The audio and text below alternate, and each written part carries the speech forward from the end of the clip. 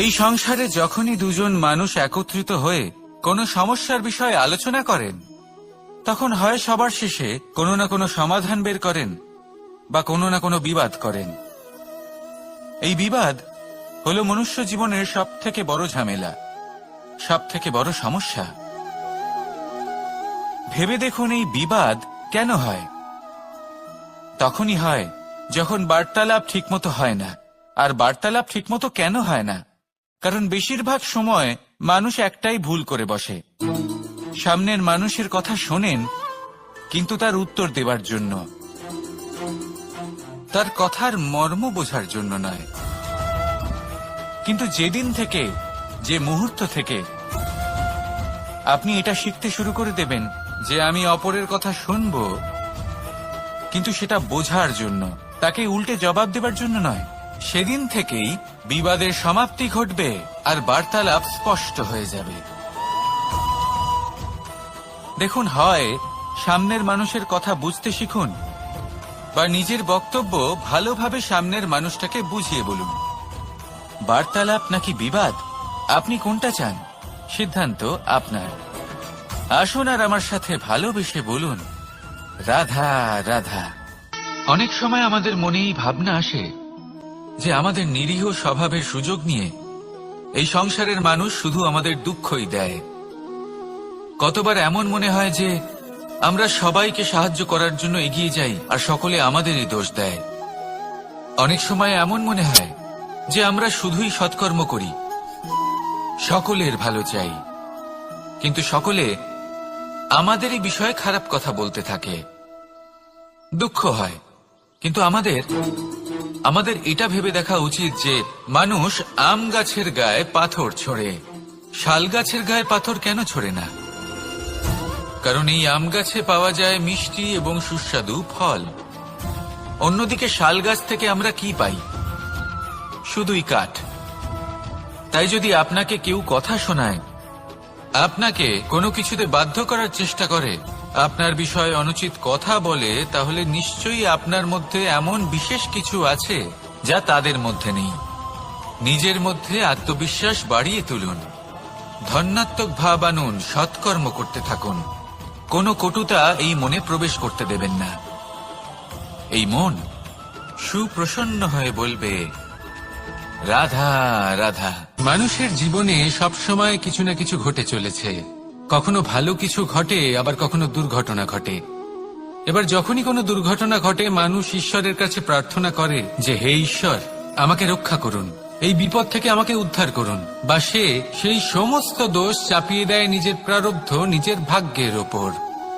কিন্তু যদি আপনি গভীরভাবে ভাবেন, তাহলে প্রত্যেক দুর্ঘটনা, বাধা এবং বিপদ আপনার জীবনে শুধু একটাই উদ্দেশ্য নিয়ে আসে, আপনাকে আরো যোগ্য করে তোলার জন্য।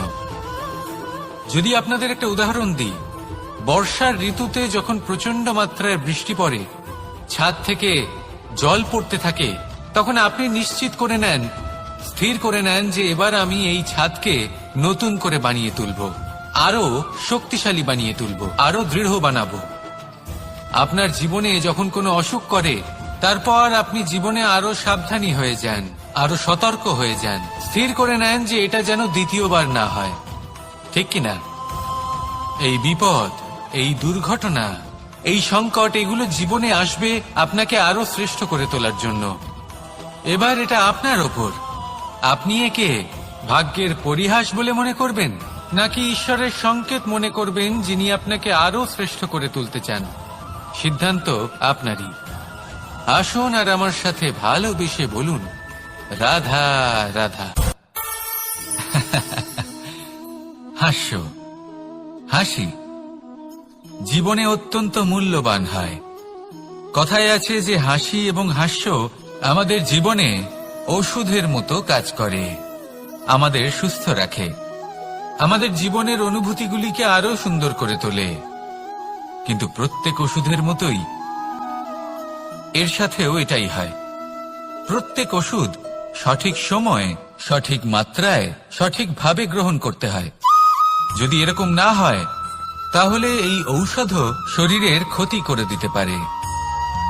এবার আপনি ভাবতে পারেন, হাসি থেকে কিভাবে ক্ষতি হতে পারে? আপনি যদি অন্য কারোর উপরে হাসেন তাহলে হয়তো তার মনে কষ্ট হতে পারে, তার অন্তরের মিত্র হয়তো শেষ হয়ে যেতে পারে আর অন্তরের শত্রু জেগে উঠতে পারে। কিন্তু এটাই যদি আমরা সকলকে সাথে এনে সকলের সাথে হাসি, তাহলে হয়তো আমাদের অন্তরের এই হৃদয়ের ভেতরে লুকিয়ে থাকা যে শত্রু তা শেষ হয়ে যেতে পারে আর অন্তরের বন্ধুসত্তা প্রকাশিত হতে পারে। ঠিক কি না? এবার আপনাকে উদাহরণ দিই। যখন দ্রৌপদী দুর্যোধনকে নিয়ে হেসেছিল তখন তা মহাভারতের সৃষ্টির কারণ হয়েছিল। কিন্তু সেইখানেই যখন পার্থ আর মাধব একসাথে বসে মৃদুমন্দ হাসতেন তখন ধর্ম স্থাপন করা হয়েছিল। তা আপনি কি চান? কাউকে নিয়ে হেসে তাকে আঘাত করতে চান, নাকি সকলকে একসাথে এনে তাদের হাসিয়ে তুলে ধনাত্মক প্রভাব ফেলতে চান? সিদ্ধান্ত আপনার। আসুন আর আমার সাথে ভালোবেসে বলুন, রাধা রাধা। এই হলো এক আম গাছ, আর খুব যত্ন সহকারে আমি এটা বড় করেছি। প্রথমে বীজ বপন করেছি, তারপর সিঞ্চন করেছি, তারপর এর থেকে অঙ্কুর বেরিয়েছে, তারপর দিন প্রতিদিন আমি এতে জল দিয়েছি। আস্তে আস্তে ওর পাতা বেরিয়েছে, তারপর ও একটা গাছের আকার ধারণ করেছে। এইভাবেই যদি প্রতিদিন আমি ওর দেখাশোনা করি তাহলে নিশ্চিত রূপে এর শিকড় আরো দৃঢ় হবে এবং একটা বিশাল গাছের আকার ধারণ করবে, যার থেকে কিছু ডাল জন্ম নেবে, আর তাতে আমি পাবো কিছু মিষ্টি সুস্বাদু আম ফল। এবার আম তো সকলের প্রিয়, সকলের পছন্দের ফল, সকলে খেতে চান। কিন্তু আম পাওয়ার জন্য আগে আপনাকে সেই গাছের যত্ন নিতে হবে। যদি আপনি গাছ লাগিয়ে তারপর ভুলে যান তাহলে সেই গাছের কি হবে? তার অস্তিত্বটাই মুছে যাবে, তাই না? আমাদের সম্পর্কগুলো কিছুটা এরকমই হয়। যদি সম্পর্ক জুড়ে আপনি ভুলে যান তাহলে তার অস্তিত্বই মুছে যাবে। তাই শুধুই সম্পর্ক গড়বেন না, তাকে পালনও করুন। নিশ্চিত রূপে আপনার এই সম্পর্করূপী বৃক্ষের ডালে আনন্দের মিষ্টি সুস্বাদু আম ফল নিশ্চয়ই পাওয়া যাবে। তাহলে প্রত্যেক দিন প্রত্যেক সম্পর্ক পালন করুন, তার থেকে আনন্দ লাভ করুন। এই মন ভালোবেসে বলবে, রাধা রাধা। সিংহ। কথায় আছে সিংহ হলো বনের রাজা, কিন্তু যখন সিংহের তথা বনের রাজার খিদে পায় তখন তাকেও বাইরে এসে কর্ম করতে হয়। কোন হরিণ নিজে সিংহের সামনে এসে এটা বলে না যে, আরে আপনি হলেন বনের রাজা, আপনি আমাকে ভোজন রূপে গ্রহণ করুন, আমি নিজের প্রাণদান করতে প্রস্তুত রয়েছি। এমন তো কখনোই হয় না। সিংহকে গুহা থেকে বাইরে বেরোতেই হয়, বনে ঘুরে বেড়াতে হয়, ধৈর্য ধরতে হয়, বিভিন্ন ধরনের পরিশ্রম করার পরেই তার ক্ষুধা নিবারণ হয়। হরিণ নিজে থেকে তার কাছে চলে আসে না। সেইভাবেই জীবনে কি সাফল্য আমাদের কাছে নিজে থেকে হেঁটে আসে? কখনোই আসে না। ততক্ষণ আসে না যতক্ষণ না আমরা পরিশ্রমের পথে চলা শুরু করছি। পরিশ্রম করতে থাকুন, এই পরিশ্রমের পথে অগ্রসর হতে থাকুন। যতক্ষণ আপনি পরিশ্রমের পথ ধরে এগোতে থাকবেন, সাফল্য আপনার কাছে আপনা আপনিই চলে আসবে। তাহলে জীবনে নিরন্তর প্রয়াস করুন, পরিশ্রম করতে থাকুন, সাফল্য লাভ করুন, আর আমার সাথে ভালোবেসে বলুন, রাধা রাধা। জীবনে ক্ষমা চাওয়া তাও কিছুটা সহজ, ক্ষমা করতে পারা অত্যন্ত কঠিন। ক্ষমা 2 অক্ষরের এই শব্দ হতে পারে, কিন্তু অত্যন্ত বড় এই শব্দ, অত্যন্ত গুরুত্বপূর্ণ এই শব্দ। কখনো কখনো অন্য কাউকে ক্ষমা করে দেওয়া তাও কিছুটা সহজ কাজ, কিন্তু নিজেকে ক্ষমা করতে পারা অত্যন্ত কঠিন হয়ে দাঁড়ায়। অতীতে যদি আমাদের এমন কোনো ভুল হয় যে কারণে আমরা নিজেকে ক্ষমা করতে পারি না, অনেক সময় এমন কিছু ভুল করে বসি যে বিষয় শুধু আমরাই জানি, কিন্তু আমরা নিজেকে ক্ষমাই করতে পারি না, আর আমাদের বিকাশ সেখানে স্তব্ধ হয়ে যায়। কারণ যদি আপনি ক্ষমা করতে না শেখেন, নিজেকে ক্ষমা যদি না করতে পারেন, তাহলে তা আপনার জীবনের সবথেকে বড় বাধা হয়ে দাঁড়াবে। সেই জন্য জীবনে অবশ্যই শিখুন যে কিভাবে নিজেকে ক্ষমা করতে হয়, আর শিখুন যে আগের করা ভুল আবার কি করে না করা যেতে পারে। এই মন হালকা হবে আর প্রসন্ন হয়ে বলবে, রাধা রাধা। আপনি কখনো কোনো সরোবরের দিকে তাকান যার জল হলো শান্ত, স্থির। আপনি স্পষ্ট দেখতে পাবেন সেই সরোবরের তলদেশে কি রয়েছে। তাতে সাঁতরে বেড়াচ্ছে সুন্দর মাছ, চকচকে কিছু পাথর, স্বর্ণরূপী বালি, সবই আপনি দেখতে পাবেন। কিন্তু যখনই আপনি একটা ছোট্ট পাথর তুলে সেই জলে ছুঁড়ে ফেলবেন, তখন সেই জল বিচলিত হবে আর সেই স্পষ্টতা ন্যূনতম হয়ে যাবে। তারপর কিছুই স্পষ্টভাবে দেখা যাবে না। এই ঘটনা মানুষের সাথেও ঘটে। মানুষ যদি বিচলিত হয়ে পড়ে, তখন সে বুঝতে পারে না যে বর্তমানে কি হয়ে চলেছে আর ভবিষ্যতে কি করা উচিত। কিন্তু সেই মানুষ যদি শান্ত থাকেন, স্থির থাকেন, ধন্যাত্মক থাকেন, তাহলে নিশ্চিত রূপেই বুঝতে পারবেন যে বর্তমানে কি করতে হবে আর ভবিষ্যতে কি করতে হবে। তাই নিজের মধ্যে সেই স্থিরতা আনুন, সেই ধৈর্য ধরুন, নিজেকে শান্ত রাখুন আর সবার মধ্যে ভালোবাসা ছড়িয়ে দিন। এই মন প্রসন্ন হয়ে বলবে, রাধা রাধা। সম্পর্ক এ হলো এক বন্ধন যা আমাদের এক সূত্রে বেঁধে রাখে।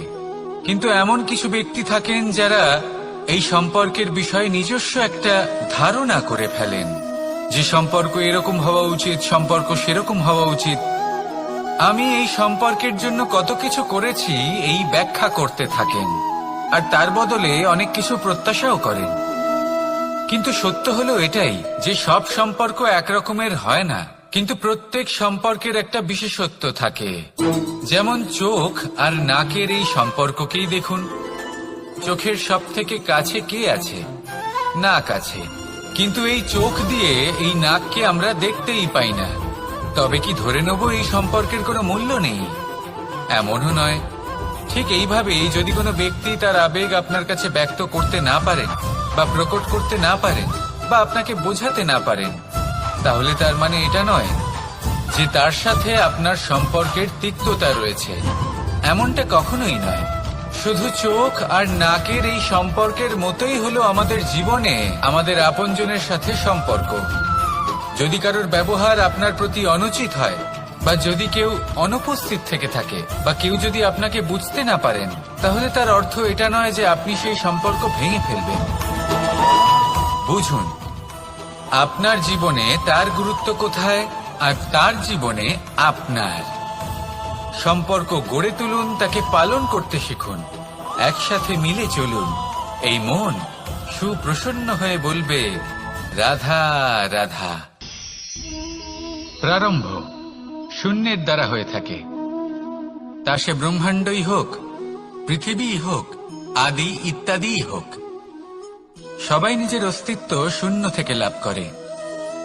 এই শূন্য যার নিজের কোনো অস্তিত্ব নেই, কিন্তু সে সকলকে অস্তিত্ব দান করে থাকে।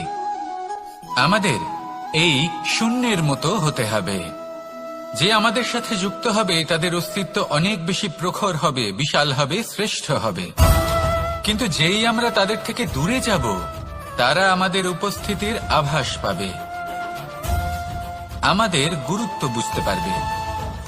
শূন্যই হলো সূত্রপাত, শূন্যই হলো সমাপ্তি।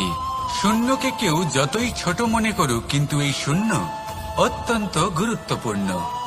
তাই এই শূন্যের মতো হয়ে উঠুন আর আমার সাথে ভালোবেসে বলুন, রাধা রাধা।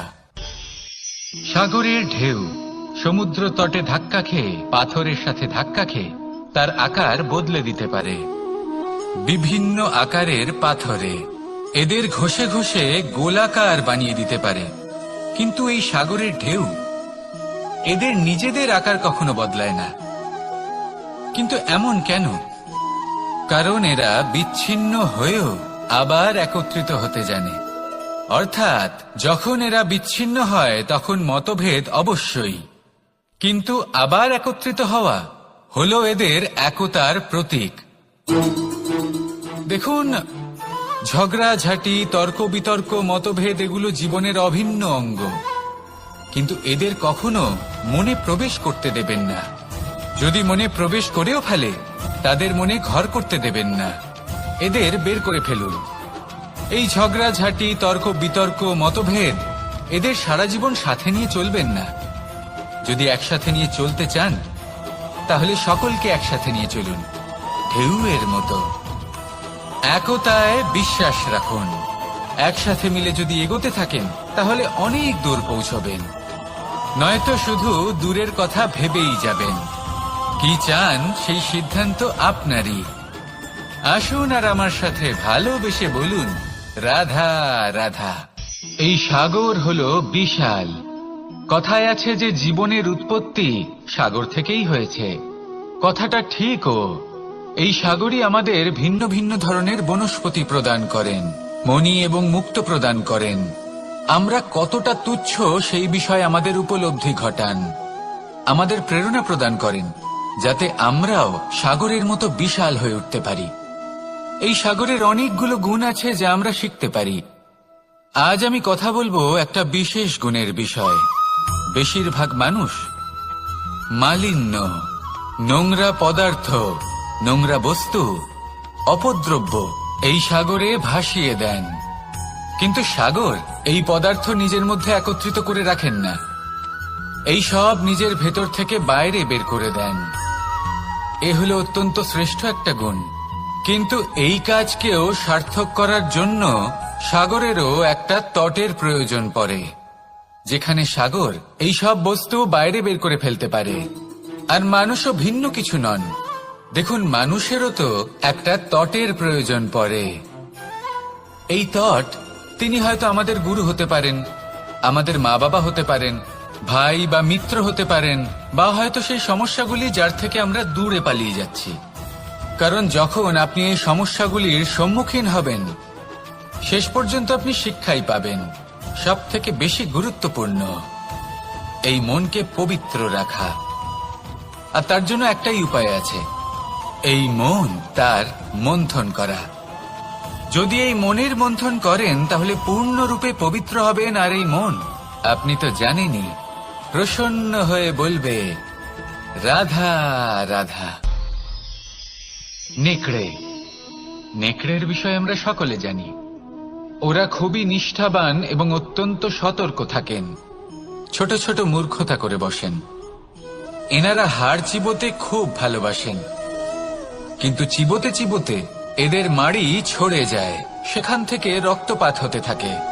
সেই রক্ত ওনারা পান করেন, আর ওনাদের মনে হয় এই রক্ত হাড় থেকেই পাচ্ছেন। ওনারা ভাবেন যে এই হাড় চিবিয়ে আমরা আনন্দ লাভ করছি। কিন্তু আসল সত্য হলো এটাই যে ওনারা নিজেদেরই ক্ষতি করছেন। আমরা মানুষ, আমাদের সাথেও এমনটাই হয়। কখনো কখনো ভুলবশত আমরা এমন কোনো কাজ করি, আর আমাদের মনে হয় যে আমরা বাইরে থেকে আনন্দ লাভ করছি। কিন্তু সত্য হলো এটাই যে আমরা শুধুই ক্ষতিগ্রস্ত হচ্ছি। এটা হলো খুব বড় একটা শিক্ষা, যা আমাদের শেখা উচিত। তা হলো এটা যে আমাদের বোঝা উচিত যে কখন আমরা লাভবান হচ্ছি আর কখন ক্ষতিটাকেই লাভ বলে মনে করছি। এই শিক্ষা যদি আপনি প্রাপ্ত করতে পারেন, তাহলে এই সংসারে আপনার থেকে বেশি প্রসন্ন আর কেউ থাকবেন না। তাহলে আসুন আর আমার সাথে ভালোবেসে বলুন, রাধা রাধা। মানুষের জীবনে তিনটি গুণ অত্যন্ত প্রয়োজনীয়: শ্রদ্ধা, বিনম্রতা, যোগ্যতা। যদি জ্ঞান লাভ করতে চান, তাহলে শ্রদ্ধার প্রয়োজন। যদি মান লাভ করতে চান, তাহলে স্বভাবে বিনম্র হওয়া প্রয়োজন। আর যদি মনোবাঞ্ছিত স্থান লাভ করতে চান, তাহলে যোগ্যতার প্রয়োজন। বিষয়টা সহজ। শ্রদ্ধা আপনাকে জ্ঞান দেবে, নম্রতা আপনাকে মান, আর যোগ্যতা উচিত স্থান দেবে। কিন্তু যদি আপনি এই তিনটি গুণ সম্মিলিত করেন, তাহলে এমন কিছু লাভ করবেন যা এই সব কিছুর থেকে অনেক ঊর্ধ্বে। সম্মান। আর এ হলো সেই সম্মান যা প্রত্যেক মানুষের নিজের জীবনে লাভ করতে চেষ্টা করা উচিত। কারণ এই হলো সেই সম্মান যার কারণে আপনি চলে যাওয়ার পরেও এই সংসার আপনাকে ভালোবাসবে আর মনে রাখবে। আসুন আমার সাথে ভালোবেসে বলুন, রাধা রাধা। বনের মধ্যে যদি আপনি কোনো বিষাক্ত সাপ দেখেন তাহলে কি করবেন? আপনি তখনই তার থেকে দূরে পালাতে চেষ্টা করবেন। আর এটা কেন করবেন? নিজের রক্ষার্থে। এই কথা আমি নয় মেনে নিলাম, কিন্তু নিজের জীবনে এটা করেন না কেন? আপনি যেখানেই যান, যে স্থানেই যান না কেন, প্রত্যেক সময় প্রত্যেক মুহূর্তে এমন বিষাক্ত সাপ আপনি অবশ্যই খুঁজে পাবেন। আর সেই সাপ নয় যাদের আপনি বনে খুঁজে পাবেন, এরা হলো সেই সাপ যা আপনাকে পাপ করতে বাধ্য করবে।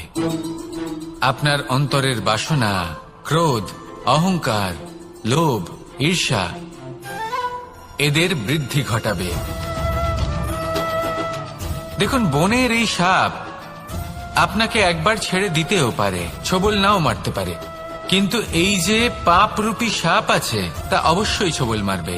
কর্ম যদি করেন তাহলে অবশ্যই ফল পাবেন। সেই জন্য যখনই কোথাও যাবেন, যদি এমন কাউকে দেখেন, যদি এমন কিছু দেখেন যে আপনাকে পাপ করতে বাধ্য করছে, তাহলে সেই মুহূর্তে সেখান থেকে পালিয়ে যান। যেমন বনের সাপ দেখে আপনি পালাতে থাকেন। সৎকর্মের রক্ষা অত্যন্ত আবশ্যক। আসুন আর আমার সাথে ভালোবেসে বলুন, রাধা রাধা। যদি কোনো সিংহ বানরের মতো গাছে চড়তে চেষ্টা করে তাহলে কি হবে? একটা মাছ যদি মাটিতে হাঁটতে চেষ্টা করে তাহলে কি হবে? তারা বিফলই হবে। কিন্তু এরকম কেন হয়? তার কারণ হলো প্রকৃতির রচনা কিছুটা এরকম। এখানে প্রত্যেকটি ব্যক্তিকে, প্রত্যেকটি প্রাণীকে আলাদা আলাদা গুণের অধিকারী করা হয়েছে এবং সকলকে একটা সীমাও প্রদান করা হয়েছে। এবার এই যে বৃক্ষ, পশু, পাখি, এদের মধ্যে সেই ক্ষমতাই নেই যে এরা নিজেদের যাচাই করতে পারবে, নিজেদের সীমাগুলো বুঝতে পারবে, নিজেদের সদ্গুণগুলো চিনতে পারবে। এরা সেটা করতে পারবে না। কিন্তু মানুষ তো আলাদা। মানুষের কাছে সেই বিশেষ শক্তি আছে যে তারা পূর্ণরূপে নিজেদের যাচাই করতে পারবে, নিজেকে পূর্ণরূপে বুঝতে পারবে, নিজের দোষ, নিজের অপগুণ, নিজের সদ্গুণ, নিজেদের সীমাগুলো তারা বুঝতে পারবে। আর এটা অত্যন্ত গুরুত্বপূর্ণ। কথায় আছে যে যদি সাফল্য লাভ করতে হয় তাহলে নিজেকে যাচাই করে নিতে হবে। তাই নিজেকে যাচাই করুন, নিজের সাথে পরিচিত হয়ে যান এবং জীবনে কর্ম করতে থাকুন। সাফল্যের শিখরে অবশ্যই পৌঁছে যাবেন। আর ওখানে যদি যান তাহলে এই মন প্রসন্ন হয়ে অবশ্যই বলবে, রাধা রাধা। অন্ধকারাচ্ছন্ন রাত্রি যদি এসে থাকে তাহলে আলোকিত প্রকাশ নিয়ে সূর্যও অবশ্যই আসে। রোগ যদি এসে থাকে তাহলে তার ওষুধও অবশ্যই আসে। সমস্যা যদি আসে তাহলে সেই সমস্যার সমাধানও নিজে থেকেই আমাদের কাছে চলেই আসে। এই সংসার, এই জীবনের শুধুমাত্র একটাই নিয়ম আছে, আর তা হলো এটাই, এই সংসার হলো একটা চক্রের মতো। এতে শাশ্বত বলে কিছু নেই, নিত্য বলে কিছু নেই। আর যা কিছুই রয়েছে সব বদলাতে চলেছে। যদি আপনার জীবনে দুঃখ থাকে, সমস্যা থাকে, যদি আপনি বিপদ দ্বারা আচ্ছন্ন, তাহলে মনে রাখবেন সবকিছু বদলে যেতে চলেছে। দুঃখের সময় কাঁদবেন না, মনকে আরো দুঃখী করে তুলবেন না, কারণ এখানে যা কিছুই এসেছে তা যাওয়ার জন্যই এসেছে। তাহলে এত চিন্তা কিসের? আনন্দ সহকারে জীবন যাপন করুন আর আমার সাথে ভালোবেসে বলুন, রাধা রাধা। রাত্রিবেলায় যখন আলোকিত জোনাকিদের দেখেন তখন মন প্রসন্ন হয়ে ওঠে। এদের দেখতে খুবই সুন্দর লাগে। আর এমন ঠিক কেন হয়? প্রথম হলো এটাই যে রাতের বেলায় চতুর্দিক অন্ধকারাচ্ছন্ন থাকে। এমত অবস্থায় যদি আমরা কোথাও একটু প্রকাশ দেখি তাহলে সেটাই আশার কিরণের ন্যায় মনে হয়। সেই প্রকাশই আমাদের মন প্রসন্ন করে তোলে। আর সেই জন্য যে সকল মানুষ রাতের বেলায় কোনো জোনাকি দেখতে পান তারা প্রসন্ন হয়ে যান। এবার কখনো কখনো জীবনে আমাদের মনে হয় যে চতুর্দিকে শুধুমাত্র অন্ধকারই হয়ে আছে। প্রত্যেকেরই তা কখনো মনে হয়। আর তখনই আমাদের নিরাশ হলে চলবে না, আমাদের দুঃখী হলে চলবে না। সেই সময় আমাদের খুঁজতে হবে নিজেদের আশেপাশে, চতুর্দিকে আর কোথাও না কোথাও আমরা প্রকাশ অবশ্যই দেখতে পাব, আশার একটা কিরণ অবশ্যই দেখতে পাব। কেউ এমন একটা কর্ম করেন যেটা দেখে আমরা প্রেরিত হয়ে যাই। আর এমন কোন কর্ম যদি আপনারা করেন তাহলে সেই কর্ম আপনার মনকে প্রসন্ন ভাব, আনন্দ এবং ভালোবাসা দ্বারা ভরিয়ে তুলবে। আপনার অন্তরে সেই অন্ধকারের অন্ত করবে, দুঃখেরও অন্ত করবে। আর এই মন প্রসন্ন ভাব নিয়ে বলবে, রাধা রাধা। মনুষ্য জীবনের সবথেকে বেশি গুরুত্বপূর্ণ বিষয় হল মনের একাগ্রতা। এই সংসারের যে কটি মহান কার্য সম্পাদন হয়েছে তা হল মনের এই একাগ্রতার একমাত্র ফল। আপনি অবশ্যই দেখে থাকবেন, অনেক ছোট বড় নদী যা বয়ে চলে তাদের সামনে একটা বাঁধ নির্মাণ করা হয় সেই সব নদীর জল সঞ্চয় করতে। বাঁধ হয়ে গেলে প্রয়োজন মতো বা মনের ইচ্ছে মতো তাকে ব্যবহার করা সম্ভব। এবার এটাই আমাদের মনের সাথেও সম্ভব। আমাদের মনের একাগ্রতা আজকের দিনে দাঁড়িয়ে বিভিন্ন ধরনের বিকার, ক্রীড়া এবং ভোগের মধ্যে ভাগ হয়ে গেছে। একে একত্রিত করতে হবে, একটা বাঁধ নির্মাণ করতে হবে, কর্মের বাঁধ। আপনাকে শুধু এটাই করতে হবে, যেটা উচিত কর্ম সেটাই করুন, যেটা অনুচিত কর্ম সেটা করা থেকে নিজেকে বিরত রাখুন। ব্যাস, এই কাজটাই আপনি করতে থাকুন, মনের মধ্যে একাগ্রতার বাঁধ নির্মাণ করুন। আর একবার যদি তা নির্মাণ হয়ে যায়, তাহলে যখন চাইবেন, যেখানে চাইবেন, যতটা চাইবেন একাগ্রতা প্রয়োগ করতে পারবেন। আর একবার যদি আপনি এটা শিখে যান, তাহলে এই সংসারকে বদলে ফেলার মতো কাজ আপনি করতে পারবেন, সমাজকে শোধরাবার মতো কাজ করতে পারবেন। তাহলে এই মনকে একাগ্র করুন আর আমার সাথে ভালোবেসে বলুন, রাধা রাধা।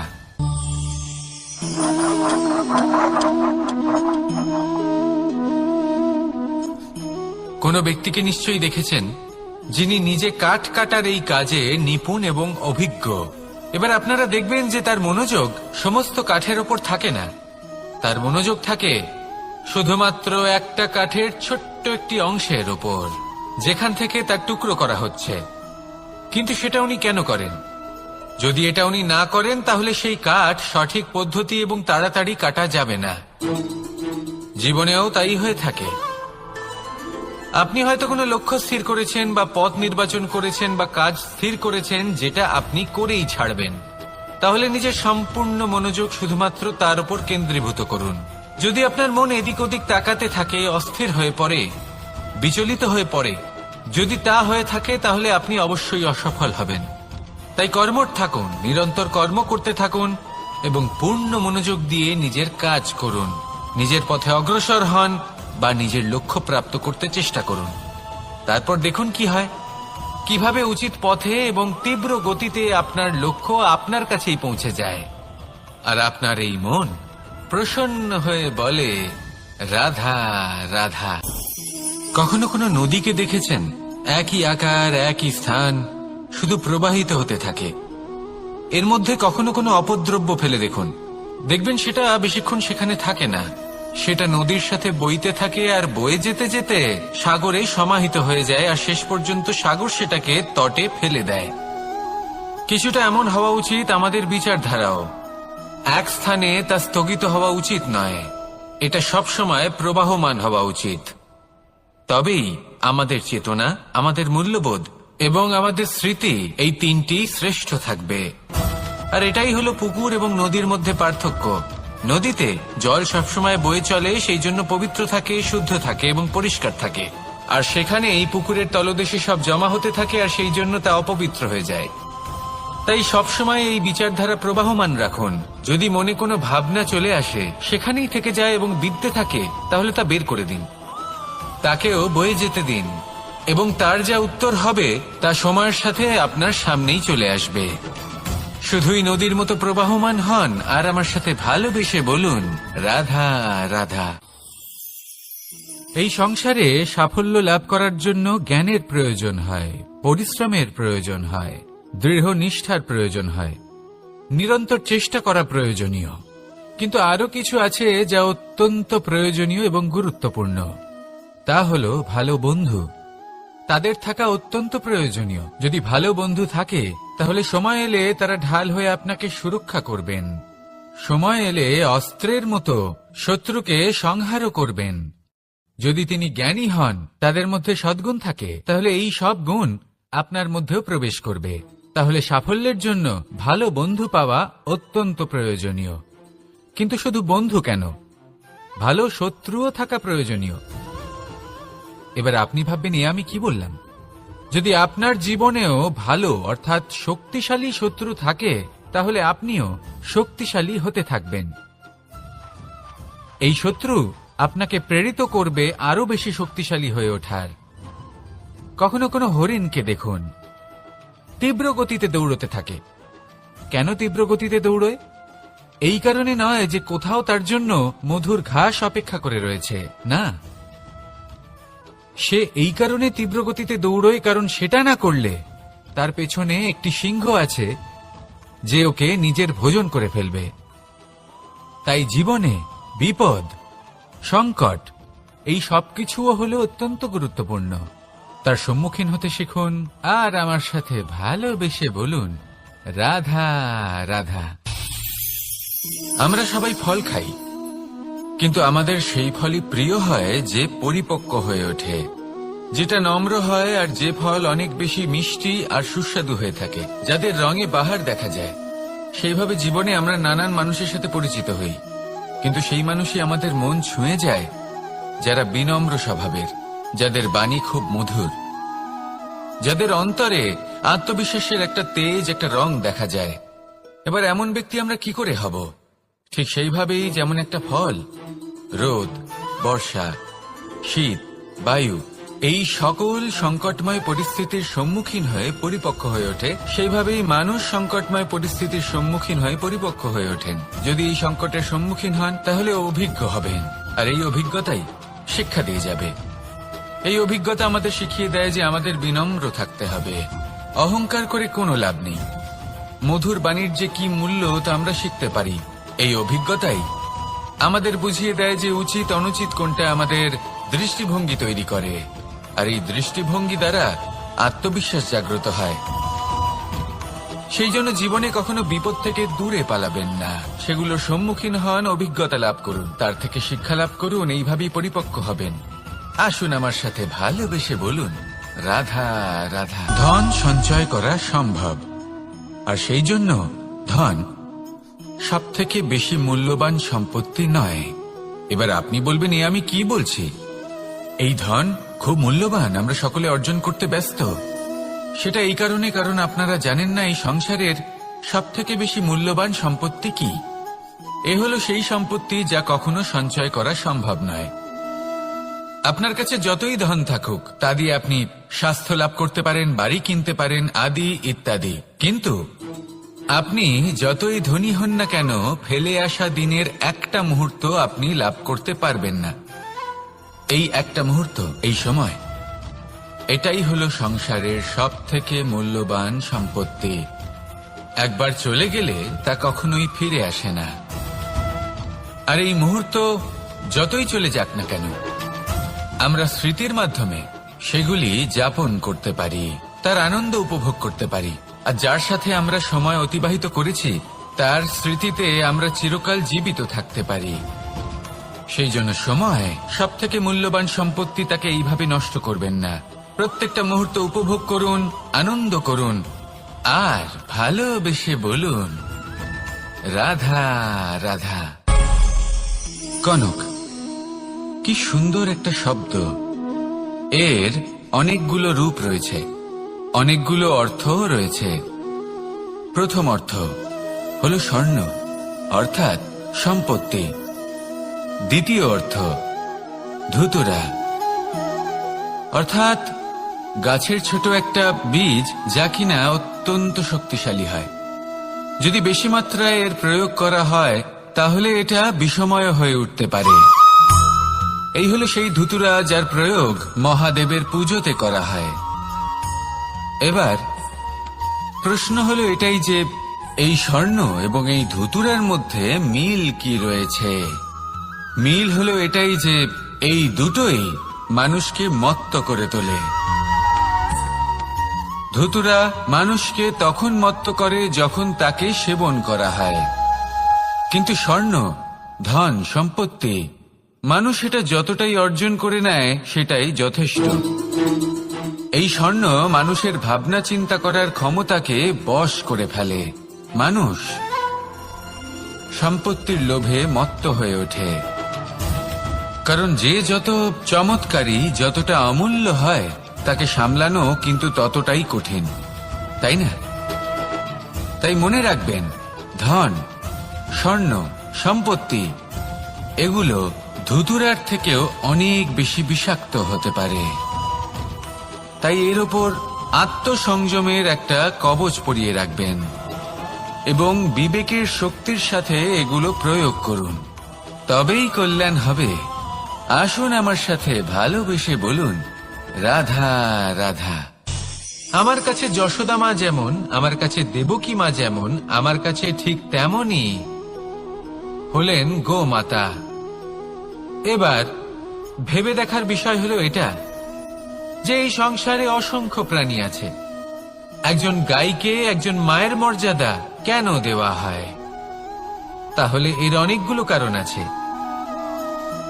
এই গাই অর্থাৎ গোমাতা, এনারা হলেন অত্যন্ত শান্ত, শান্তি প্রিয়, কখনো কারোর কোনো ক্ষতি করতেই পারেন না। গোমাতা যে দুধ নিজের বাছুরকে পান করান, সেই দুধই আমাদেরও দেন। সেই দুধ পান করে আমরা শক্তি লাভ করি। এই দুধ থেকে আমরা মাখন, ঘি, পায়েস এইসব সুস্বাদু খাবার লাভ করি। গোমাতার গোবর আমাদের জ্বালানি হিসেবে সাহায্য করে, যার ফলে খুব কম সংখ্যক কাঠ ব্যবহার করা যায় এবং বেশিরভাগ জঙ্গল সুরক্ষিত থাকে। গোমাতার গোমূত্র, সেটাও আমাদের কাছে লাভজনক। এর দ্বারা আমরা অনেক রোগ থেকে মুক্তি লাভ করতে পারি। গোমাতা যখন একটি বাছুরকে জন্ম দেন, তখন সেই বড় হয়ে আমাদের ক্ষেত কর্ষণ করে। সেই জন্য গাইকেও জীবনে মায়ের মর্যাদা দেবেন। যতটা সম্ভব তাকে সেবা করুন এবং ভালোবেসে তাকে পালন করুন। এই মন নিজে থেকেই প্রসন্ন হয়ে বলবে, রাধা রাধা। মধু কারই না পছন্দ বলুন তো? অত্যন্ত সুস্বাদু হয় এই মধু, মিষ্টি খেতে হয় এবং তা শক্তিও প্রদান করে।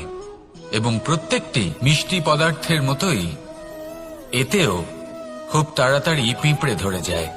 অন্যদিকে যদি নুনকে দেখি, তাহলে বছরের পর বছর রাখলেও এতে পিঁপড়ে ধরে না।